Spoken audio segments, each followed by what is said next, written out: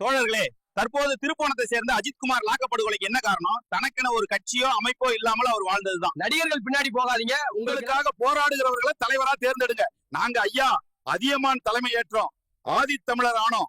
நீங்க வெள்ளையரை வென்ற இனம் வீழ்த்தப்பட்டு கிடப்பதென்ன, அடுக்கப்பட்ட மூட்டையிலே அடிமூட்டை ஆனதென்ன, அடக்கி வச்ச வீரத்தெல்லாம் தூசு தட்டி எடுத்து வா, போலியான முகத்திரையை கிழித்திடலாம் சீரிவா. அதியமானின் கரம் பற்றி அணி திரண்டு போராடு, அழிவாகி போனாலும் அதுவே ஓ வரலாறு. இழப்பதற்கு ஏதும் இல்லை, எழுந்து வா, ஆதித்தமிழர் பேரவையின் தோழனாக நிமிர்ந்து வா. எங்கள் ஆதித்தமிழர் பேரவையின் தோழனாக நிமிர்ந்து வா.